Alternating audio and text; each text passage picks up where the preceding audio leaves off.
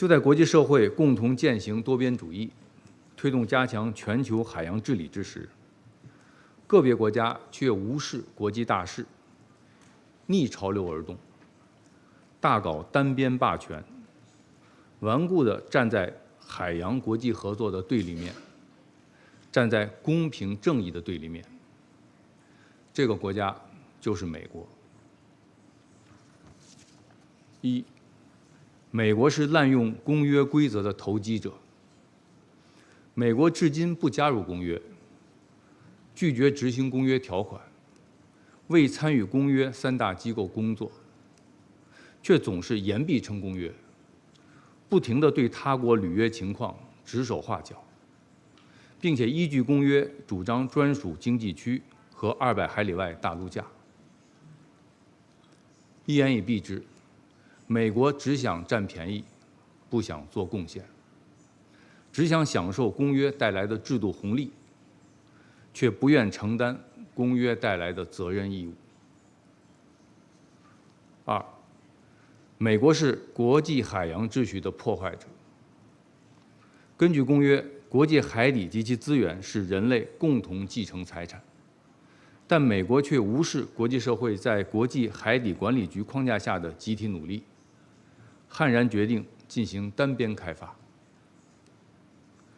根据公约，铺设海底电缆是公海6大自由之一，但美国却将海缆问题泛政治化，发起排他性的海缆联合声明，试图打造以自己为中心的小圈子。美国还威胁恐吓巴拿马运河、苏伊士运河的正常运行，意图控制关键国际航道。三，美国是全球海洋治理的缺位者。美国公然反对联合国2030年可持续发展议程，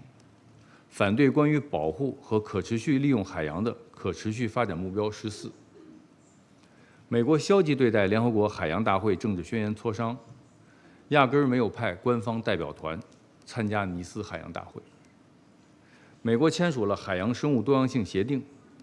却拒不参加筹备委员会的工作，对协定事实上采取了消极倒退的立场。四，美国是南海和平稳定的搅局者。美国与南海相隔万里，却片面解读公约，打着航行自由的旗号，频繁派遣舰队到南海耀武扬威，侵犯他国主权安全。美国不顾在中国和东盟国家共同努力下，南海局势总体保持稳定的事实，到处搬弄是非，挑拨离间，